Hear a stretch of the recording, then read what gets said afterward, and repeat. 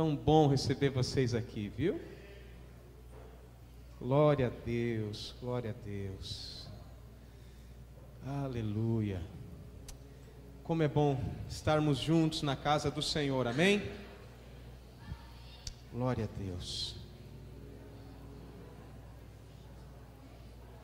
Muito bom receber você que já tem vindo algumas vezes. Glória a Deus. Olha, continue vindo, que é uma bênção a tua presença. É uma bênção nós desfrutarmos da presença e do poder de Deus juntos. Amém, queridos? Glória a Deus. Eu quero que você participe comigo agora de um dos momentos mais alegres que nós temos como igreja. Amém? Vamos lá? Abra a sua Bíblia! Glória a Deus. 2 Reis, capítulo 7, a partir do verso 3. Alguns dias Deus colocou essa palavra no meu coração. 2 Reis, capítulo 3. E é uma das histórias, é uma daquelas histórias intrigantes da Bíblia, porque 4 homens com uma doença terminal conseguiram vencer uma batalha, vencer uma guerra. 4 homens com uma doença terminal, principalmente para aquela época, e que naquela época, além de ser uma doença terminal, no estágio em que eles estavam, também era considerado uma doença altamente contagiosa. Como se não bastasse o infortúnio da enfermidade física, além da pessoa perder a saúde, ela perdia a família, ela perdia os seus bens, ela perdia tudo, ela perdia o direito de trabalhar, ela precisava viver fora da cidade. Ela não tinha opção. Lançada como um animal, ou até pior do que um animal, naquela época. E eu quero ler com vocês esse episódio, 2 Reis, capítulo 7, a partir do verso 3. Diz assim a palavra do Senhor. 2 Reis, capítulo 7, desculpa, queridos, falei capítulo 3, né? É capítulo 7. 2 Reis, capítulo 7, verso 3. 2 Reis, capítulo 7, verso 3. Amém? Diz assim: 4 homens que sofriam de uma terrível doença da pele estavam do lado de fora dos portões da cidade de Samaria. Eles disseram uns aos outros: por que ficamos aqui sentados esperando a morte? Não vale a pena entrar na cidade, porque lá iríamos morrer de fome. Se ficarmos aqui, também morreremos. Vamos lá para o acampamento dos sírios. Se eles nos deixarem viver, ficaremos vivos. Se nos matarem, bem, nós vamos morrer de qualquer jeito mesmo. Assim, quando começou a escurecer, eles foram até o acampamento dos sírios. Porém, quando chegaram, não havia ninguém lá. Deus havia feito com que os sírios ouvissem um barulho que parecia de um grande exército, com cavalos, carros de guerra. Então eles pensaram que o rei de Israel havia pago os reis dos heteus, dos egípcios e os seus exércitos para os atacarem. Por isso, ao anoitecer, os sírios haviam fugido para salvar a sua vida, abandonando as barracas, os cavalos e jumentos, deixando o acampamento como estava. Quando os 4 homens chegaram ao acampamento, entraram numa barraca, comeram, beberam o que havia ali, pegaram a prata, o ouro, as roupas que acharam, depois saíram, esconderam tudo, aí voltaram e entraram em outra barraca e fizeram a mesma coisa. Amém. Até aqui. Irmãos, esse episódio mostra 4 homens que estavam com lepra. E o momento que eles estavam vivendo, como não bastasse a crise pessoal que eles já estavam enfrentando, por estarem com essa enfermidade gravíssima na época, que além de ter um peso, como eu já disse, social, financeiro, mas também tinha um peso espiritual, porque essa enfermidade, ela era considerada como uma maldição espiritual, quem tinha essa enfermidade. Então, essa pessoa sofria todos os níveis de segregação. Um leproso, ele não tinha direito a absolutamente nada. Ele era isolado do convívio social, colocava-se nele sino, e aquele barulho indicava que estavam chegando leprosos, e as pessoas então se afastavam. O leproso não era chamado nem pelo nome. Quando as pessoas viam o leproso na rua, quando ouviam o barulho do sino, para avisar os outros, eles já gritavam: imundo, imundo! Então todos que estavam próximos saíam correndo, ficavam com medo daquela situação, porque eles achavam assim: eu posso pegar essa enfermidade. Quem sabe se esse imundo espirrar perto de mim, ou eu respirar o mesmo ar do que ele, ou se na poeira vier esse vírus contagioso, eu posso ficar leproso da mesma maneira. Então a vida de um leproso era terrível. E como se não bastasse tudo isso, irmãos, o contexto aonde eles estavam inseridos era pior ainda. Eles viviam na cidade de Samaria. Samaria era uma cidade murada, fortificada. E havia um rei, o rei da Síria, Ben-Hadad. Ele resolveu tomar aquela cidade. Ele tinha interesse com a estrutura daquela cidade. Mas como era uma cidade murada, fortificada, se eles tentassem entrar por aqueles muros, fatalmente eles poderiam, mesmo com um exército superior, eles poderiam ser abatidos. Então o que eles fizeram? Sitiaram a cidade, fecharam as entradas principais da cidade, não entrava e não saía nada. O que fez com que o povo dentro da cidade morresse de fome. E a situação era tão grave, irmãos, era tão grave, nós não conseguimos imaginar isso. Era uma situação tão grave, que gerou indignação até num rei ímpio, filho de Acabe. Aquele rei era um homem mau, era um homem sanguinário, mas ele viu um episódio que até ele, com toda a sua malignidade, aquele episódio mexeu com ele. Porque ele estava sobre os muros e uma mulher disse a ele: ó rei, eu preciso que o senhor julgue a minha causa. Ele falou: por quê? Porque ontem eu combinei com a minha amiga de matar o meu filho, para a gente comer a carne do meu filho. E eu cumpri a minha palavra, rei. Matei meu filho, cozinhei meu filho, e eu comi junto com a minha amiga. Hoje, rei, chegou a vez dela matar o filho, e ela escondeu o filho dela. Será que o senhor não pode resolver? Irmãos, mesmo aquele homem ímpio, mesmo aquele homem injusto, quando ele viu o tamanho da miséria que o seu povo estava vivendo, a Bíblia diz que ele rasgou as suas vestes. Ele não aguentou mais.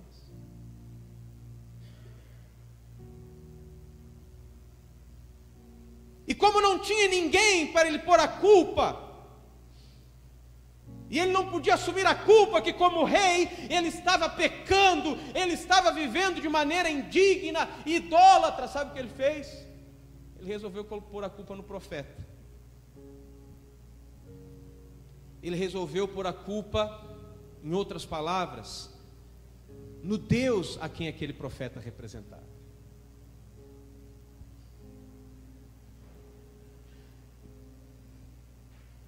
Não tinha como se resolver, era impossível, era uma situação impossível. Não tinha ninguém com envergadura militar, política, econômica, para resolver o problema de Samaria.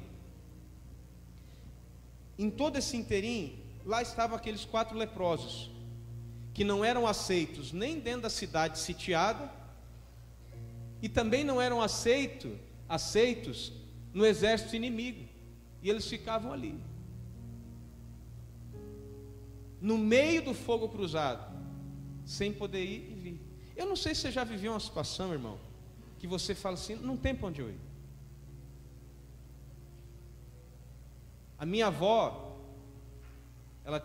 às vezes ela dizia algo que eu não gosto até hoje, mas às vezes ela usava um ditado assim: parece que quanto mais eu rezo, mais assombração me aparece. E às vezes acontece isso conosco. Parece que quanto mais a gente tenta acertar, a gente não tem para onde ir,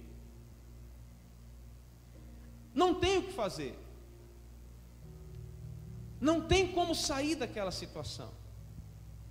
Então o rei de Israel, ele resolveu colocar culpa no profeta, porque Eliseu era o profeta naquela ocasião, e Eliseu teve a chance de acabar com o exército da Síria, porque o povo de Israel, ele tinha derrotas com esse exército. Mas é interessante observar, o povo de Israel podia ser derrotado por aquele exército, e numa das tramas que o rei armou, o que aconteceu? Deus revelou essa trama para o profeta Eliseu falou para o rei de Israel, e o que aconteceu? O povo de Deus saiu ileso daquela guerra. O rei então da Síria ficou indignado com aquilo, e ele resolveu mandar matar o profeta Eliseu. Quando chegou diante do profeta Eliseu, os irmãos conhecem essa história, com um exército para matar Eliseu. Geazi, que era servo de Eliseu, ficou preocupadíssimo, acordou o profeta, disse: o que nós vamos fazer? Tem um exército grandioso aqui. E o profeta Eliseu disse: calma. Pediu para Deus: Deus, abre os olhos do moço. E os olhos do moço foram abertos, e Eliseu pôde então confirmar, dizendo para aquele jovem: olha, maior são aqueles que estão conosco do que com o exército inimigo. Meu irmão, não importa quantos tenham se levantado contra você, não importa quantos inimigos visíveis você tem, eles jamais vão superar a proteção invisível que há a teu favor. Então Eliseu orou e pediu para que aquele exército inimigo fosse cegado, e eles ficaram completamente cegos. Eliseu então os pegou pela mão, levou até dentro das portas de Samaria. Quando ele entrou dentro daquela cidade murada, o rei ficou feliz, disse: parabéns, Eliseu, você trouxe o exército inimigo, vamos acabar com eles. O profeta Eliseu disse: negativo, rei, foi você que os trouxe até aqui? Foi Deus. Eliseu orou, curou eles da cegueira, e disse para o rei: dá pão para eles, faz uma festa e manda eles embora. E sabe com que o exército da Síria pagou essa benesse? Pagou tentando invadir a cidade de Samaria. Por isso que o rei estava indignado com Eliseu. Quando eu podia ter matado, você não fez isso. Quando eu podia ter acabado com essa história, eu não fiz isso. Sabe, meu irmão, minha irmã, às vezes você está aqui e você tomou uma decisão lá atrás, e eu quero falar aqui pelo Espírito de Deus o que eu vou dizer agora, porque o diabo tem acusado pessoas e dito assim: olha, está vendo? Se há 10 anos atrás você tivesse divorciado da tua esposa, tua vida já estaria bem melhor hoje, mas foi seguir o conselho daquele pastor, foi seguir o conselho daquele irmão. Olha como está a sua vida agora. Deixa eu te dizer uma coisa, isso é mentira do inimigo. Sabe por quê? Foi a melhor decisão que você tomou. Se o teu casamento não está bem, Deus está aqui, Ele pode restaurar a tua família, Ele é poderoso. Deus usa pessoas improváveis para realizar o impossível. E é isso que nós estamos pensando aqui, é isso que nós estamos compartilhando aqui. Pessoas improváveis, situações improváveis. mas onde dentro delas nós podemos experimentar o impossível e o sobrenatural de Deus. E o que aconteceu, irmãos? Esses 4 leprosos, esses 4 improváveis, diante de toda aquela situação, eles resolveram ter uma atitude inesperada. Só que antes disso,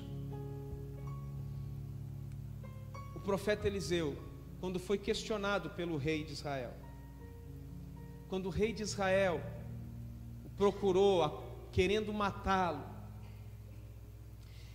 Eliseu chegou então diante do servo do rei, que veio procurar Eliseu. Eliseu teve a revelação de Deus disso e disse para aquele servo: por que você está vindo aqui em nome daquele assassino? Ele quer me matar. E o profeta Eliseu lançou uma profecia, irmãos, sobrenatural. Ele disse: olha, vocês estão aí morrendo de fome, nós estamos aí morrendo de fome, mas saiba de uma coisa: amanhã, a essas horas,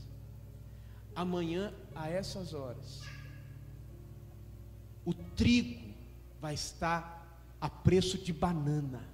Claro que ele disse nas palavras mais hebraicas, mas basicamente foi isso.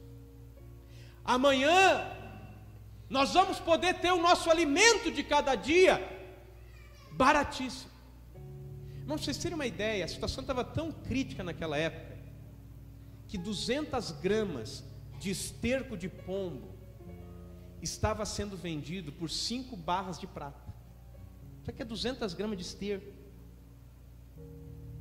Agora, por que o cara compra esterco? Alguns chegam a dizer que a fome era tanto que eles compravam para comer. Talvez para cultivar alguma coisa, para quem sabe nascer, mas a fome é tanto que não dá tempo de cultivar nada.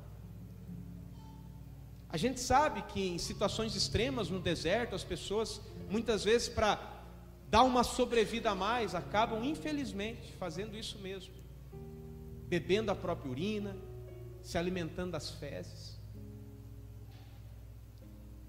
A situação era caótica, mas aquele homem profetizou. Eliseu disse: amanhã vai ter farinha a preço de banana aqui em Samaria. E o servo do rei de Israel disse assim: olha, nem que Deus abra as janelas do céu vai acontecer isso, é impossível. E aí então Eliseu disse: olha, é o seguinte, isso vai acontecer amanhã, mas você não vai poder desfrutar disso. E olha o que aconteceu, irmãos. O homem de Deus lançou uma palavra: se eu quiser ser alguém improvável que realiza o impossível, a primeira coisa que eu aprendo aqui é que eu preciso, irmãos, independente do tamanho da crise, da luta ou dos problemas, eu preciso profetizar grande abundância. Diga: eu preciso profetizar grande abundância. Você imagina Eliseu profetizando que no outro dia, se o esterco de pombo estava sendo vendido a peso de prata, que no outro dia farinha, que era um material já beneficiado, trabalhado, estaria sendo vendido a preço de banana. Para isso acontecer de um dia para o outro, irmãos, só mesmo um milagre. Quando o homem de Deus profetizou, eu imagino, a Bíblia não diz, mas eu imagino que Deus, então ele começa a pôr em prática os seus planos. E sabe, irmãos, Deus é poderoso. Deus pode simplesmente com uma palavra mudar todas as coisas. Deus não precisa de ninguém, mas Deus escolheu usar eu e você. Deus escolheu usar pessoas. E eu fico imaginando Deus então olhando e dizendo: eu vou usar o rei de Israel. Mas o rei não estava disposto, estava com medo, estava coagido. Ah, mas eu vou usar Quem sabe o capitão do exército de Israel estava lá escondido dentro da muralha. Eu vou usar os levitas, eu vou usar os sacerdotes, mas ninguém se dispunha, ninguém estava disposto a se entregar completamente. E de repente, irmãos, sabe o que Deus faz? Deus vai e encontra 4 leprosos que estão dispostos a executar a palavra profética de Deus. Meu irmão, Deus não está olhando o quanto você é santo, Deus não está olhando o quanto você conhece, Deus não está olhando a sua capacidade. O que Deus olha em nós é a nossa disposição de ver o milagre acontecer na nossa vida. Mesmo com todo o histórico de dificuldade que tivemos, Deus está olhando a minha condição de melhorar. E aqueles 4 leprosos, irmãos, a Bíblia diz que quando a fome estava tão grande, não tinha para onde eles correrem, não podiam entrar dentro de Samaria, porque lá eles não seriam aceitos, não ia ter comida de qualquer jeito. A Bíblia diz que aqueles 4 homens resolveram correr na direção do exército inimigo. Irmãos, enquanto eles corriam, a Bíblia diz que o exército inimigo ouviu um som tão grande que eles acharam que era um som de um exército inteiro. E eles bateram em retirada de medo, irmãos. De medo. Deixa eu te dizer uma coisa. Não tenha medo. Não tenha medo de avançar. Não tenha medo de ir atrás do propósito de Deus, das promessas de Deus. Mesmo que você esteja em desvantagem, quando você começa a correr, Deus já estabeleceu lá na frente a tua vitória e a tua bênção, para a glória do nome dEle. Eu preciso profetizar grande abundância, mesmo em meia crise. Irmãos, eu não me preocupo se tem, se não tem. Eu só me preocupo numa coisa: eu preciso de uma palavra de Deus. Eu preciso de uma direção de Deus. Porque se nós tivermos uma direção de Deus, nós vamos avançar e tudo vai acontecer para a glória dEle. O que eu não posso, irmãos, é diante de uma crise, é ficar profetizando que isso vai piorar.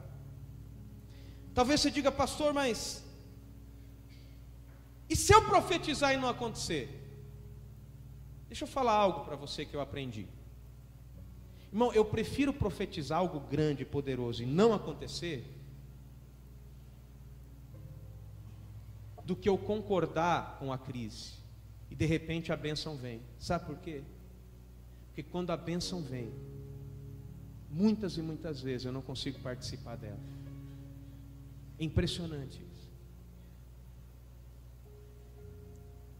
O profeta Eliseu profetizou grande abundância. Aquele capitão do rei de Israel disse: nem que Deus desça do céu vai acontecer isso. E a Bíblia diz, irmãos, que quando aconteceu o milagre, quando aqueles leprosos avançaram diante do exército inimigo, e aqueles homens ouviram um barulho de grande exército, o exército da Síria fugiu do acampamento, deixou ouro, deixou comida, deixou roupa, deixou tudo. Os leprosos foram lá, comeram do bom e do melhor. Imagine, devia ter chocolate da Copenhague, Coca-Cola. E eles foram lá, se lambuzaram tudo. Comer, já não aguentavam mais comer. A Bíblia diz que eles pegaram tudo que tinha, esconderam e foram na outra barraca. Vamos esconder uma parte, vamos comer o resto. E foi comendo. Chegou uma hora que eles falaram: vamos avisar o rei de Israel, né? Não dá para a gente desfrutar disso aqui sozinho, tá bom demais. E eles avisaram. Mas é interessante que aquele capitão que não concordou com a palavra do profeta, quando o rei ficou sabendo, ele titubeou, ele ainda montou uma estratégia para ir, mas sim, afinal de contas acabou indo. Mas quando o povo ficou sabendo que tinha comida no arraial do inimigo, irmãos, o povo foi de forma tão voraz em cima daquela alimentação, que eles pisotearam o capitão do exército do rei de Israel. Ele morreu pisado, não pôde comer, irmão, nem uma barrinha de chocolate da Síria. Nada. Nem uma carne assada, nem lamber o osso ele pôde. Então, meu irmão, eu prefiro crer do que ser um descrente. Eu prefiro acreditar que vai acontecer, porque quando eu creio, irmãos, eu só tenho a ganhar.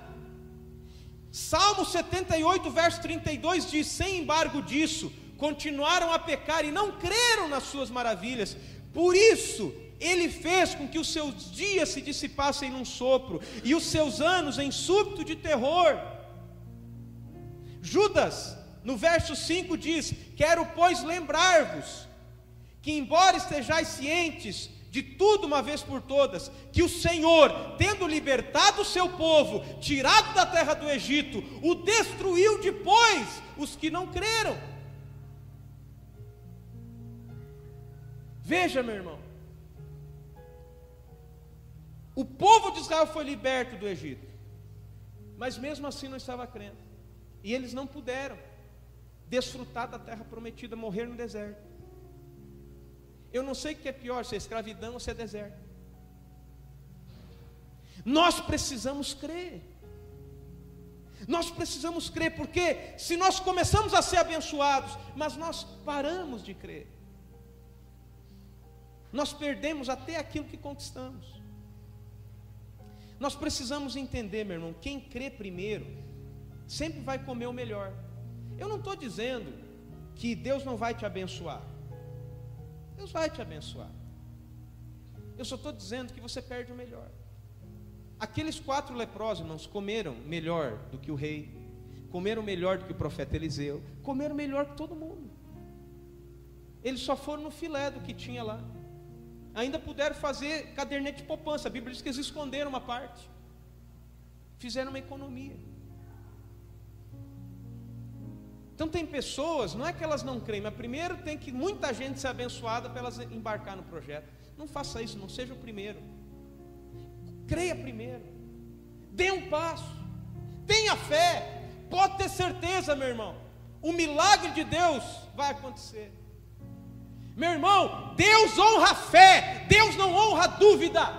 Deus honra a fé, Deus não honra a incredulidade. Mesmo que você esteja exagerando na tua crença, mesmo que às vezes você, naquela empolgação, você acaba até exagerando um pouco, Deus não vai te desamparar. Deus está vendo teu coração. Não é para você, você quer ver para a obra, para o reino, para a glória de Deus. E eu quero finalizar dizendo, irmãos, que se eu quero, mesmo sendo improvável, realizar o impossível, primeiro eu preciso profetizar a grande abundância, não importa a crise. Eu preciso aprender a crer primeiro. Se eu crer primeiro, eu vou comer do melhor. Sabe, hoje eu olho muitos pastores, muitos colegas. Eu lembro quando eu conheci a visão do MDA, discipulados, células. Irmãos, eu abracei com unhas e dentes.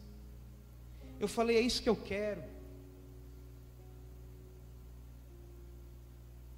Mas muitos pastores chegaram para mim e falaram assim, olha, não sei, eu não posso, porque vai que a igreja me mande embora.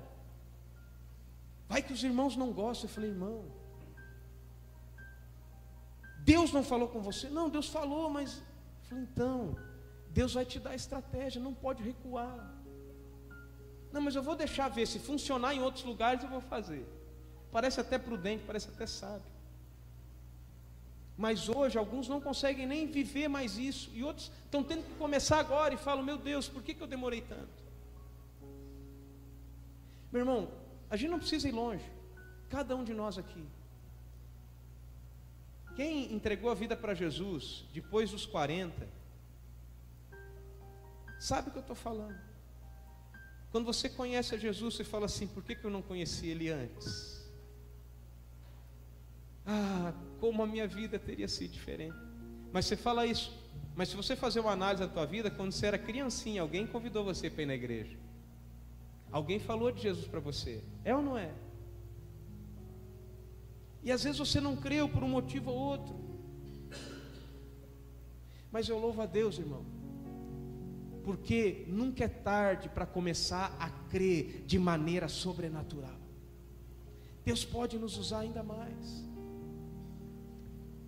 Mas eu quero finalizar dizendo que mesmo que você esteja numa situação difícil, não importa o estado que você esteja, Deus quer que você corra na direção das promessas dele. Deus quer que você corra na direção da provisão dele. Toda vez que você assume um chamado de Deus, toda vez que você assume um projeto de Deus, pessoas vão se levantar dizendo que não vai dar certo, dizendo que não tem recurso, dizendo que você não é capaz, dizendo que é para outro, não é para você. Não tem problema, avance. Irmão, em qualquer crise, estude as histórias das crises. Nas maiores crises surgiram os maiores milionários. Sempre alguém tem capacidade de acreditar no meio de uma crise, e ele consegue se soerguer, porque ele acredita que vai dar certo, ele acredita que pode investir, ele acredita que dá para fazer. As pessoas vão nos repreender quando estivermos diante do milagre. Lembra o cego Bartimeu? Ele começou a gritar: Jesus, filho de Davi, tem compaixão de mim. E o que aconteceu? Até os discípulos repreenderam ele. Fica quieto, rapaz, está gritando. Para que essa gritaria toda? Para que esse clamor todo? Para que pedir para Deus tantas vezes? Não há necessidade disso.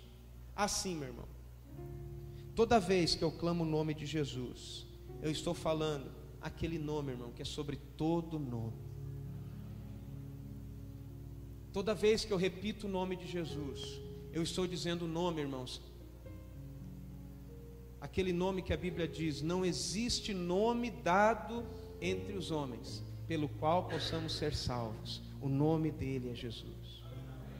Toda vez que dizemos o nome dele, nós estamos falando daquele nome que um dia todo joelho se dobrará no céu, na terra e também debaixo da terra.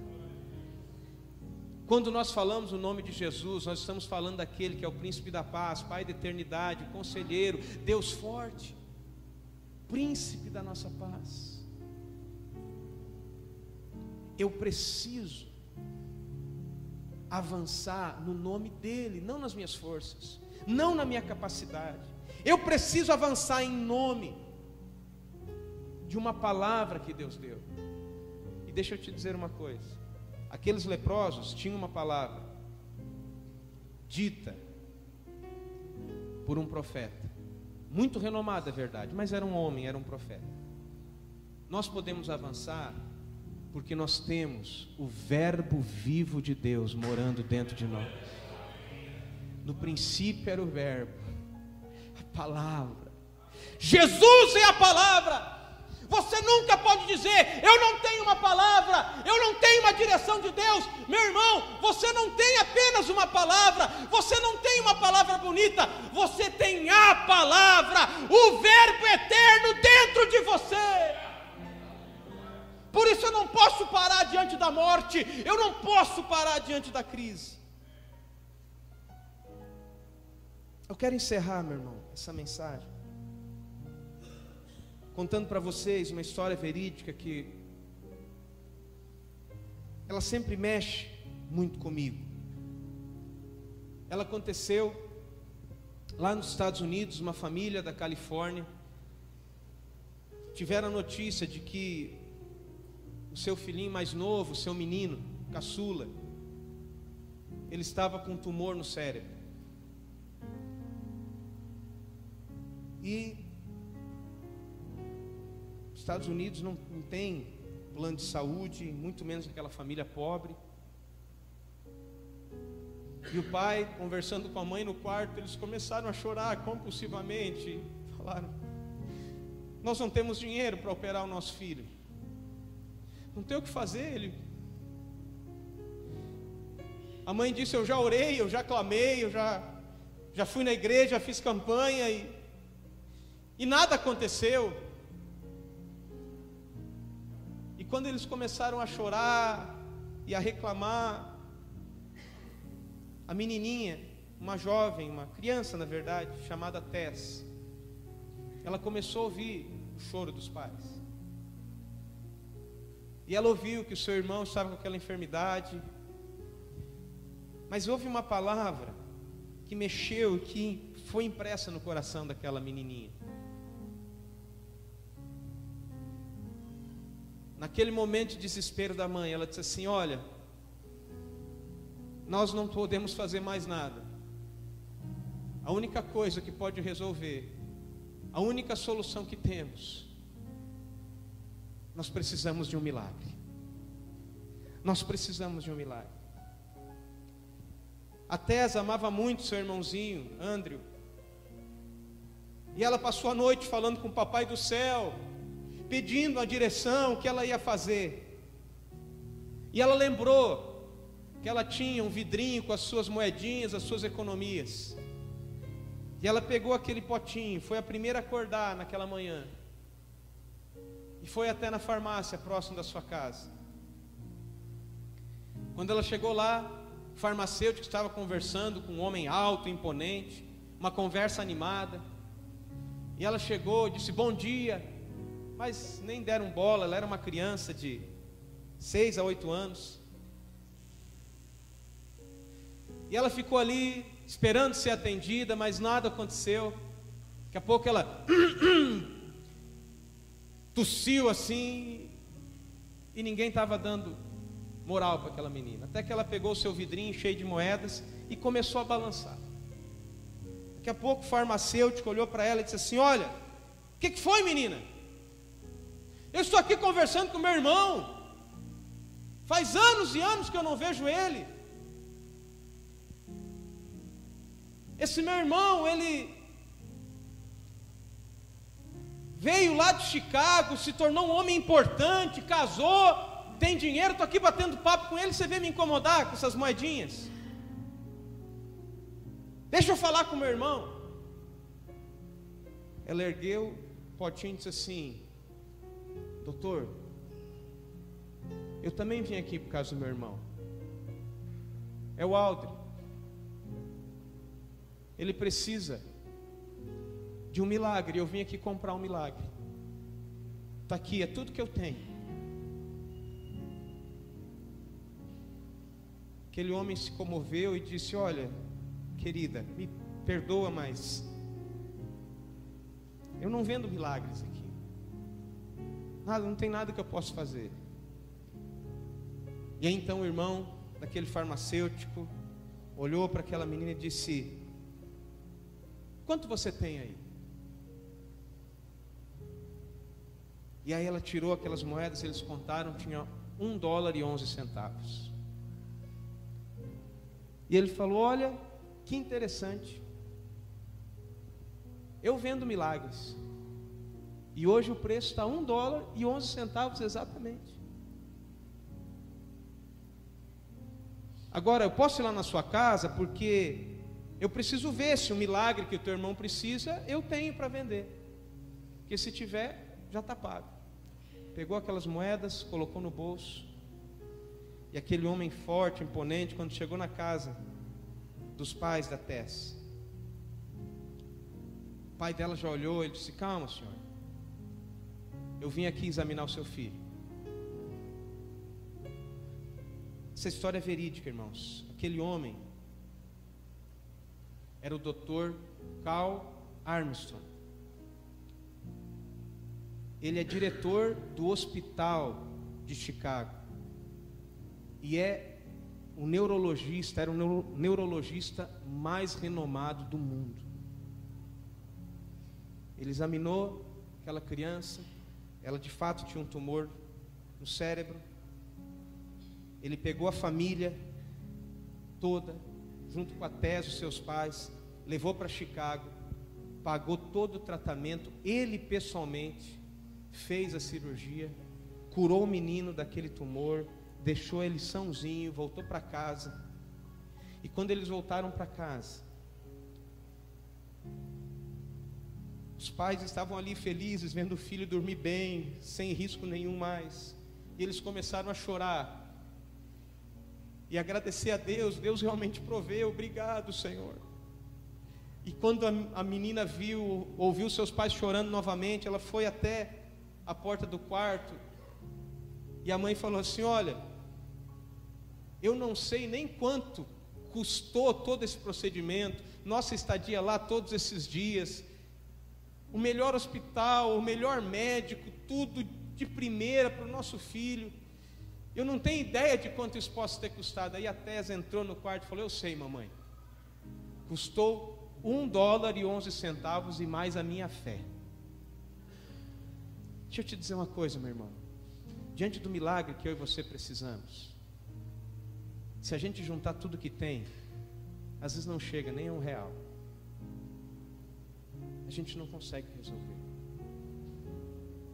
Mas quando nós consagramos o pouco que temos, e nós entregamos na mão de quem tem poder para resolver, que é nosso Deus, pode ter certeza, esse milagre vai chegar. Pode faltar provisão financeira, pode faltar provisão de saúde, pode faltar provisão política, mas deixa eu dizer, não nos falta o provedor, o nosso Deus é que provê todas as coisas. Vamos colocar de pé, vamos orar, vamos agradecer a Deus.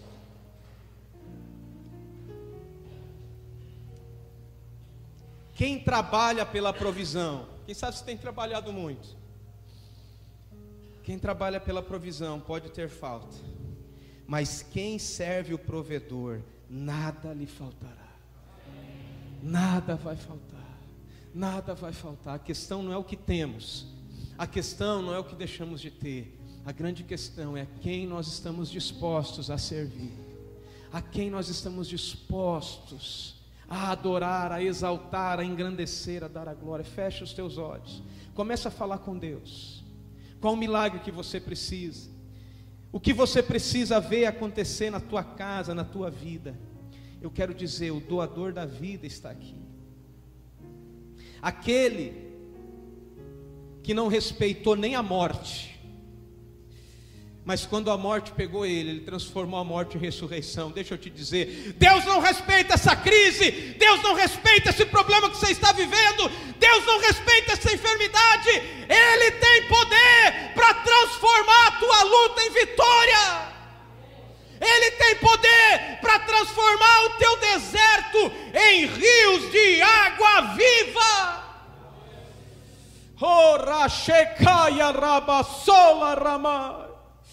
Espírito Santo de Deus, eu estou aqui, Senhor, diante de uma igreja preciosa e poderosa, Senhor, homens e mulheres que já têm conquistado tanto na tua presença, já têm visto os teus milagres, já têm visto o teu poder, mas Senhor, diante dos desafios que estão diante de nós somos apenas improváveis.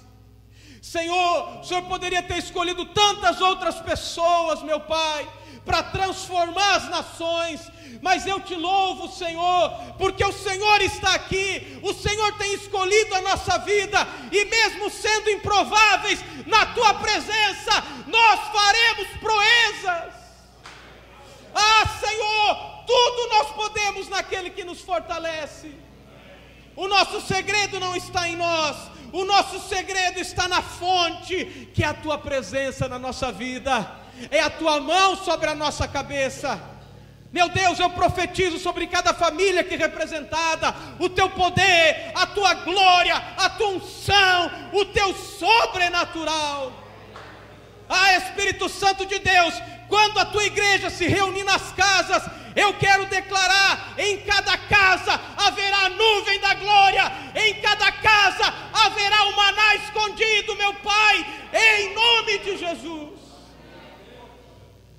Oh Senhor, em cada casa haverá a tua presença, Senhor, e aonde a tua presença está, a tua glória se manifesta. Aonde a tua glória se manifesta, o milagre acontece, e aonde o milagre acontece, Senhor, as multidões são alimentadas. Muito obrigado, papai. Nós oramos, nós te agradecemos e nós aplaudimos a tua presença nessa noite. Aleluia.